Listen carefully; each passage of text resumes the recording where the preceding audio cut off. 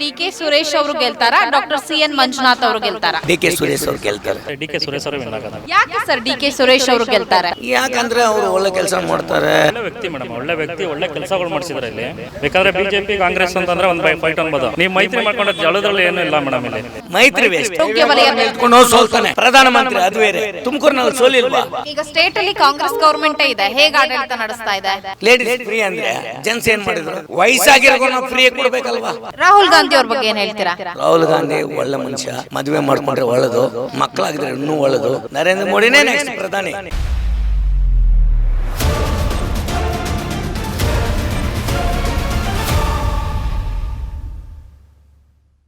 Sir ತಮ್ಮ ಹೆಸರು? ರಾಜು ಅಂತ. ಸರ್ ಈಗ MP ಎಲೆಕ್ಷನ್ಸ್ ಬರ್ತಾ ಇದೆಯಲ್ಲ, ಗಣಪತಿಪುರದಲ್ಲಿ ಹೇಗಿದೆ ಲೆಕ್ಕಾಚಾರ? ಯಾರ ಪರವಾಗಿದ್ದಾರೆ ಜನರು? ನೆಕ್ಸ್ಟ್ ಬಿಜೆಪಿ ಬರೋದು. ಓಕೆ, ಈಗ ಬಿಜೆಪಿ ಮತ್ತೆ JDS ಅಭ್ಯರ್ಥಿಯಾಗಿ ಡಾಕ್ಟರ್ ಸಿ.ಎನ್. ಮಂಜುನಾಥ್ ಅವರು, ಜೊತೆಗೆ ಕಾಂಗ್ರೆಸ್ನಿಂದ ಡಿ.ಕೆ. ಸುರೇಶ್ ಅವರು, ಯಾರು ಗೆಲ್ತಾರೆ? BJP guarantee. ಆದರೆ ರಾಮನಗರ ಡಿಸ್ಟಿಕ್ ಮಾತ್ರ ಡಿ.ಕೆ. ಸೂರ್ಯ ಗೆಲ್ತಾರೆ. ಸರ್ ಈಗ MP ಅಂತ ಬಂದಾಗ ಗ್ರಾಮಾಂತರ ಅಂತ ಬರುತ್ತೆ. ಗ್ರಾಮಾಂತರ. ನನ್ನ ಪ್ರಶ್ನೆ, ಡಿ.ಕೆ. ಸುರೇಶ್ ಅವರು ಗೆಲ್ತಾರಾ, ಡಾಕ್ಟರ್ ಸಿ.ಎನ್. ಮಂಜುನಾಥ್ ಅವರು ಗೆಲ್ತಾರಾ? ಡಿ.ಕೆ. ಸುರೇಶ್ ಅವ್ರು ಗೆಲ್ತಾರೆ. ಓಕೆ, ಅಂದ್ರೆ ಇಲ್ಲಿ ಮೈತ್ರಿ ವರ್ಕೌಟ್ ಆಗಲ್ವಾ? ಬಿಜೆಪಿ ಹಾಗೆ JDS ಮೈತ್ರಿ ಅಭ್ಯರ್ಥಿ ಬರಲ್ವಾ? ವರ್ಕೌಟ್ ಆಗಲ್ಲ, ಇನ್ನೂ ಬಿಡಿಸ್ಕೊಂಡು ಹೋಗುತ್ತೆ. ಓಕೆ, ಯಾಕೆ ಸರ್ ಡಿ.ಕೆ. ಸುರೇಶ್ ಅವರು ಗೆಲ್ತಾರೆ? ಯಾಕಂದರೆ ಅವರು ಒಳ್ಳೆ ಕೆಲಸ ಮಾಡ್ತಾರೆ. ಅಲ್ಲಿ ಕನಕಪುರ ಫುಲ್ಲು ಓಟೆಲ್ಲ ಅಲ್ಲೇ ಇದಲ್ವ. ಅದ ಡಿಸ್ಟಿಕ್ಕು ದೊಡ್ಡಲ್ಲಿ ಕನಕಪುರ, ರಾಮನಗರ, ಸಂತಕೋಡಲ್ಲಿ ಒಂದು ಉತ್ರಳ್ಳಿ ಈ ಭಾಗದ ವೋಟ್ ಕೂಡ ಡಿಸೈಡ್ ಮಾಡುತ್ತೆ. ಅರ್ಧ ಓಟು ಹೋಗುತ್ತೆ ಅವ್ರಿಗೆ ಕಾಂಗ್ರೆಸ್ನಿಂದ. ಈ JDS ಬಿಜೆಪಿ ಒಟ್ಟಿಗೆ ಇದ್ರೆ ಇದು ಗೆಲ್ಲೋದೇ ಇಲ್ಲ. ಬಟ್ ಈಗ ಬಿಜೆಪಿ ಮತ್ತೆ JDS ಒಂದ್ ಲೆಕ್ಕಾಚಾರ ಇದೆ. ಗೆದ್ದೇ ಗೆಲ್ತದೆ. ಓಕೆ, ಅಂದ್ರೆ ಮೈತ್ರಿ ಮಾಡ್ಕೊಂಡಿರೋದೇ ಹಿನ್ನಡೆ ಸೋಲ್ ಗ್ಯಾರಂಟಿ.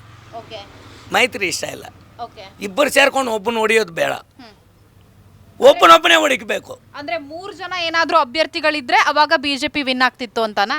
ಹಂಗಲ್ಲವ, ಸಪ್ರೇಟ್ ಇದೆ, ವಿನ್ ಆಗ್ಬೋದು ಏನೋ ಅಂತ ಡೌಟ್ ಬರ್ತದೆ. ಕಣಕ್ಕೆ 3 ಜನ ಅಭ್ಯರ್ಥಿಗಳು ಸೇರ್ಕೊಂಡು ಒಬ್ಬರನ್ನ ಸೋಲ್ಸ್ಬೇಕಂದ್ರೆ ಆಗಲ್ಲ. ಓಕೆ, ಹಾ, ಇದು ಜನ ಒಪ್ಪಲ್ಲ. ಬಟ್ ಈಗ ಬಿಜೆಪಿ ನನ್ನ JDS mind ಪ್ರಕಾರ. ಅಲ್ಲಲ್ಲ, ಒಂದ್ ನಿಮಿಷ. ನನ್ನ ಹಾ, ಮನಸತ್ವ ಪ್ರಕಾರ ಓಕೆ ಇಬ್ಬರು ಸೇರಿ ಒಬ್ಬನು ಸೋಲ್ಸೋಕ್ಕೆ ಪ್ರಯತ್ನ ಮಾಡಬಾರ್ದು. ಓಕೆ, ಕುಮಾರಸ್ವಾಮಿ ಅದೇ ಮಾಡಿರೋ ತಪ್ಪು. 7 MLA ಸೀಟ್ ಇದ್ದರೆ ಮಂಡ್ಯದಲ್ಲಿ ಲಿಖಿಲ್ನ ಗೆಲ್ಲಿಸ್ಬೇಕಂತ MP ಸೀಟ್ ನಿಲ್ಲಿಸಿದ್ರು. ಗೆಲ್ಸಿದ್ರಾ? ಇಲ್ಲ. ಸುಮಲತಾ ಗೆದ್ದಿಲ್ಲದಾನೆ. ಅದೇ ಮರ್ಯಾದೆ ಸಿಕ್ಕೋದು. ಒಬ್ಬನೇ ಹೋರಾಟ ಮಾಡಲಿ, ಒಬ್ಬನೇ ಇದ್ದರೆ ತಾಕತ್ತಿರಲಿ. ಸಪೋರ್ಟ್ ಮಾಡ್ತೀವಿ, 2 ಜನ ಸೇರ್ಕೊಂಡಿದೀವಿ ಅಂದರೆ ಅದು ಸೇರೋದು ತಪ್ಪು. ಓಕೆ, ಬಟ್ ತುಂಬಾ ಜನ ಅನ್ಕೊಳ್ತಾರೆ ಈ ರೀತಿ ಮೈತ್ರಿ ಮಾಡ್ಕೊಂಡಾಗ ಅವರಿಗೆ ಪ್ಲಸ್ ಪಾಯಿಂಟ್ ಆಗತ್ತೆ ಅಂತ. ವೇಸ್ಟ್ ಅವ, ಮೈತ್ರಿ ವೇಸ್ಟ್. ಬಟ್ ಬಿಜೆಪಿ JDS ಅದೇ ಲೆಕ್ಕಾಚಾರದಲ್ಲಿದೆ. ಈ ಬಾರಿ ಡಿ.ಕೆ. ಸುರೇಶ್ ಅವ್ರನ್ನ ಸೋಲಿಸ್ತೀವಿ ಅಂತ. ಅಯ್ಯೋ, ಸೋಲ್ಸಕ್ಕೆ ಆಗಲ್ಲ, ನಾನೇ ಹೇಳ್ತಾ ಇದ್ದೀನಲ್ವ. ಬಟ್ ಈಗ ಡಾಕ್ಟರ್ ಸಿ.ಎನ್. ಮಂಜುನಾಥ್ ಕೂಡ ಪ್ರಬಲವಾದಂತಹ ಪ್ರತಿಸ್ಪರ್ಧಿ. ಅವರು ಕೂಡ ಆರೋಗ್ಯ ವಲಯದಲ್ಲಿ ನಿಲ್ತ್ಕೊಂಡು ಸೋಲ್ತಾನೆ. ಸಪೋರ್ಟ್ ಇದ್ರೆ ಸೋಲ್ತಾನೆ. ಓಕೆ, ಆ ತುಮಕೂರು ಕರ್ಕೊಂಡೋಗಿ ಏನು ಸೋಲ್ಸಿಲ್ವಾ? ಅವ್ನ ಲೈಫ್ನಲ್ಲಿ ಸೋಲಿಲ್ಲ, ಪ್ರಧಾನಮಂತ್ರಿ, ಅದು ಬೇರೆ. ತುಮಕೂರಿನಲ್ಲಿ ಸೋಲಿಲ್ವಾ? ನೀವೇನು ಮಾತಾಡ್ತಾ ಇದ್ರಿ ಈಗ? ಅಂದ್ರೆ ಮೈತ್ರಿ ಬಗ್ಗೆನೇ. ಮೈತ್ರಿ ವೇಸ್ಟು. ಯಾವ ಪಕ್ಷ ಮೈತ್ರಿ ಮಾಡ್ಕೊಂಡ್ರು ವೇಸ್ಟ್. ಯಾವಾಗ್ಲೂ ಚುನಾವಣೆಯನ್ನ ಆ ಒಂದು ಪಕ್ಷನೇ ಎದುರಿಸಬೇಕು. ಒಂದೇ ಪಕ್ಷ ಎದುರಿಸಿದ್ರೆ ಗಂಡು, ಸಪೋರ್ಟ್ ಇದ್ರೆ ಓಕೆ ವೇಸ್ಟ್. ಓಕೆ ಮದುವೆ ಆಗ್ದಂಗೆ. ಓಕೆ, ಇಲ್ಲಿನ ಶಾಸಕರು ಎಂ ಕೃಷ್ಣಪ್ಪ ಅವರಿದ್ದಾರೆ, ಕೆಲಸಗಳನ್ನ ಮಾಡಿದಾರಾ ಹೇಗೆ? ಮಾಡಿದ್ದಾರೆ, ಚೆನ್ನಾಗಿದೆ, ಓಕೆ, ಚೆನ್ನಾಗಿ ಮಾಡಿದ್ದಾರೆ. ಹಾಗಾದ್ರೆ MP MLA ಇಬ್ರು ಕೂಡ ಕೆಲಸ ಮಾಡಿದ್ದಾರೆ.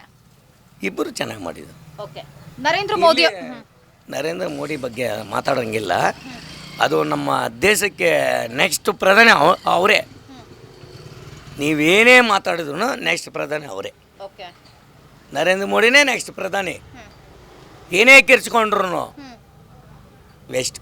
ಓಕೆ, ರಾಹುಲ್ ಗಾಂಧಿ ಅವ್ರ ಬಗ್ಗೆ ಏನು ಹೇಳ್ತೀರಾ? ರಾಹುಲ್ ಗಾಂಧಿ ಒಳ್ಳೆ ಮನುಷ್ಯ, ಮದುವೆ ಮಾಡ್ಕೊಂಡ್ರೆ ಒಳ್ಳೇದು, ಮಕ್ಕಳಾಗಿದ್ರೆ ಇನ್ನೂ ಒಳ್ಳೇದು.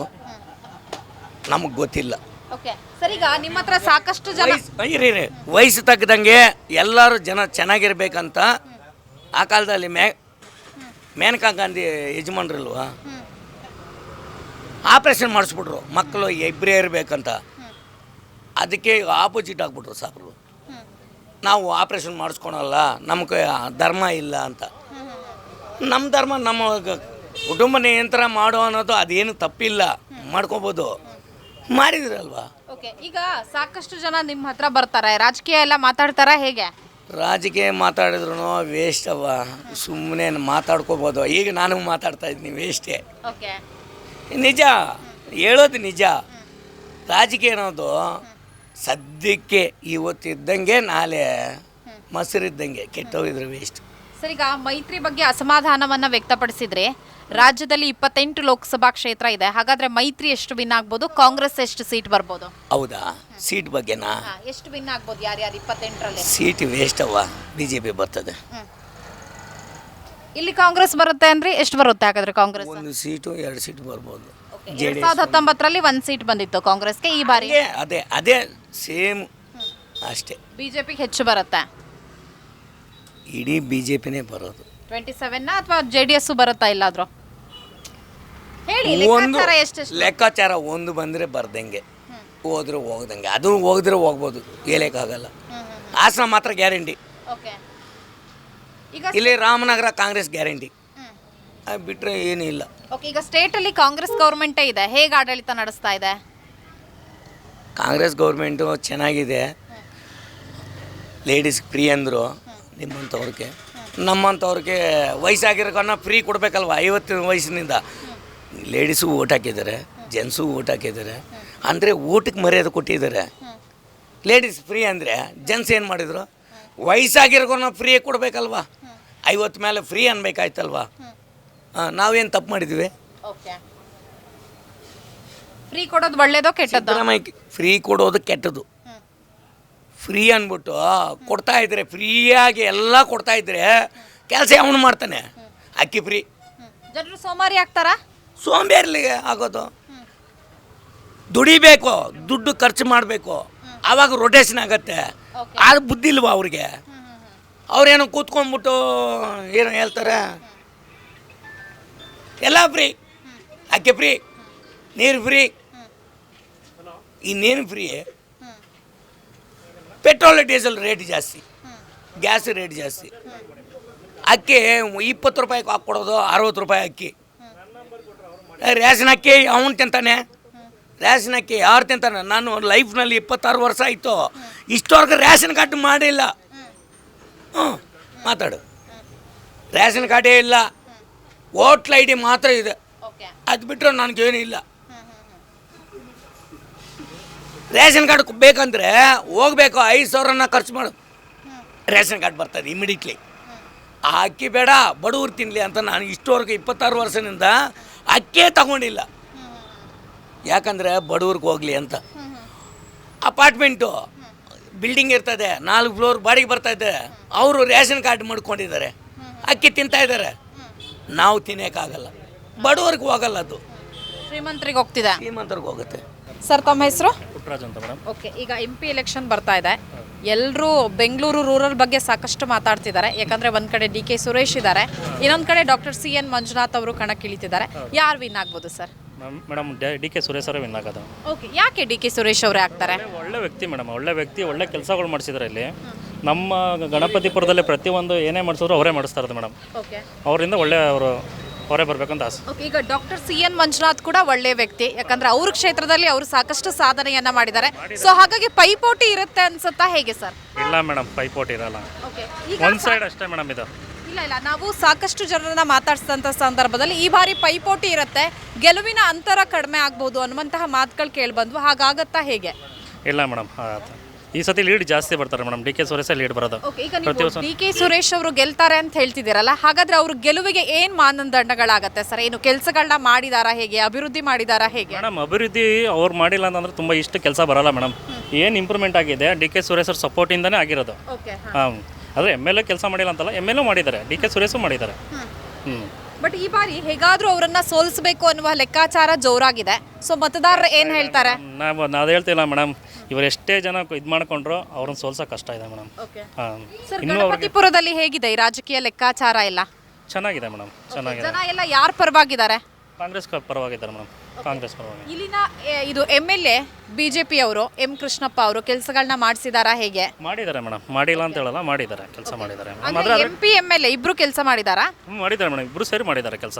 ಓಕೆ, ಆದರೆ ನಮಗೆ ಅಂದರೆ ನಮಗೆ MP ತುಂಬ ಕೆಲಸ ಮಾಡಿದ್ದಾರೆ. ನಮಗೆ ತುಂಬ ಸಪೋರ್ಟಿಂಗ್ ಇದೆ ಮೇಡಮ್ ಇಲ್ಲಿ ಗಣಪತಿಪುರಕ್ಕೆ MP ಅವ್ರದಿಂದ ಸಪೋರ್ಟ್ ತುಂಬ ಚೆನ್ನಾಗಿದೆ. ಓಕೆ ಸರ್, ಒಂದಷ್ಟು ಮಾತು ಕೇಳಿ ಬರ್ತಾ ಇದೆ. ಯಾಕಂದ್ರೆ ಬಿಜೆಪಿ JDS ಏನು ಮೈತ್ರಿ ಮಾಡ್ಕೊಂಡಿದೆಯಲ್ಲ, ಹಾಗಾಗಿ ಎಲ್ಲೋ ಒಂದ್ ಕಡೆ ಕಾಂಗ್ರೆಸ್ಗೆ ಬೀಳುವಂತಹ ಮತಗಳ ಪ್ರಮಾಣ ಕಡಿಮೆ ಆಗಬಹುದು ಅಂತ. ಇಲ್ಲ ಮೇಡಮ್, ಇನ್ನೂ ಜಾಸ್ತಿ ಆಗುತ್ತೆ ಮೇಡಮ್, ಕಡಿಮೆ ಅಂತೂ ಆಗಲ್ಲ, ಜಾಸ್ತಿ ಆಗುತ್ತೆ, ಇನ್ನು ಕಡಿಮೆ ಅಂತ. ಯಾಕೆ ಜಾಸ್ತಿ ಆಗುತ್ತೆ ಸರ್? ಯಾಕೆ ಅಂತಂದರೆ ಇಲ್ಲಿ BJP MP ಬಂದು BJP ಅಷ್ಟು ಇಲ್ಲ ಮೇಡಮ್. ಇವಾಗ ಇವರು ದಳದಿಂದ ಮೈತ್ರಿ ಮಾಡ್ಕೊಂಡಿರೋದ್ರೆ ಏನು ಆ ಥರ ಪ್ರಾಬ್ಲಮ್ ಆಗಲ್ಲ. ಇನ್ನು DK ಅವರು ಜಾಸ್ತಿ ಬರುತ್ತೆ ಮೇಡಮ್, ಸುರೇಶ್ ಅವ್ರಿಗೆ ಮೈತ್ರಿ ಇರೋದಷ್ಟು ಅವ್ರು ಇಲ್ಲಿ ಅವರೇ ವಿನ್ ಆಗ್ತಾರೆ ಹಾಗಾದ್ರೆ. ವಿನ್ ಆಗೋದು ಮೇಡಮ್, ಪಕ್ಕ ಅವರೇ ವಿನ್ ಆಗೋದು. ಓಕೆ, ನರೇಂದ್ರ ಮೋದಿ ಅವ್ರ ಬಗ್ಗೆ ಏನು ಹೇಳ್ತೀರಾ ಸರ್? ಮಾತಾಡೋಣ ಮೇಡಮ್ ಅವ್ರ ಬಗ್ಗೆ. ರಾಹುಲ್ ಗಾಂಧಿ ಅವ್ರ ಬಗ್ಗೆ ಏನು ಹೇಳ್ತೀರಾ? ಇಲ್ಲ ಮೇಡಮ್, ಅವ್ರ ಬಗ್ಗೆನೂ ನಾವು ಮಾತಾಡೋಣ ಮೇಡಮ್. ಓಕೆ, ಈಗ ಬಿಜೆಪಿ ಮತ್ತೆ JDS ಮಾಡ್ಕೊಂಡಿರೋ ಮೈತ್ರಿ ಬಗ್ಗೆ ತಮ್ಮ ಒಪಿನಿಯನ್ ಏನು?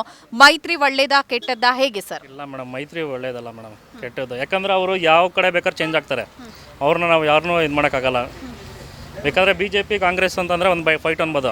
ನೀವು ಮೈತ್ರಿ ಮಾಡ್ಕೊಂಡಿದ್ದು ಜಳದಲ್ಲಿ ಏನೂ ಇಲ್ಲ ಮೇಡಮ್, ಇಲ್ಲಿ ದಳದಲ್ಲ ಏನೂ ಇಲ್ಲ. ಯಾಕಂದರೆ ಅವ್ರು ಯಾವ ಕಡೆ ನೋಡಿ, ಇದರಲ್ಲಿ MLA ಬಂದು ಇದರಲ್ಲಿ ಸತಿ ಬಂದು ಕಾಂಗ್ರೆಸ್ ಕಡೆ ಮೈತ್ರಿ ಆಗಿದ್ರು, ಈ ಸತಿ BJP ಕಡೆ ಆಗಿದ್ದಾರೆ, ಅವರೆಲ್ಲ ಇಲ್ಲ ಮೇಡಮ್. ಓಕೆ, ನಿಮ್ಮ ಪ್ರಕಾರ 28 ಲೋಕಸಭಾ ಕ್ಷೇತ್ರದಲ್ಲಿ ಕಾಂಗ್ರೆಸ್ ಎಷ್ಟು ವಿನ್ ಆಗ್ಬೋದು, ಮೈತ್ರಿ ಅಭ್ಯರ್ಥಿಗಳು ಎಷ್ಟು ವಿನ್ ಆಗ್ಬೋದು? ಮೈತ್ರಿ ಅಭ್ಯರ್ಥಿ ಮೇಡಮ್ ಅದು ಹೇಳೋಕ್ಕಾಗಲ್ಲ ಮೇಡಮ್, ಯಾಕಂದರೆ ಕಾಂಗ್ರೆಸ್ಗೆ ಎಷ್ಟು ಸೀಟ್ ಬರ್ಬೋದು ಸರ್? 10ರಿಂದ 15 ಬರ್ಬೋದು ಮೇಡಮ್.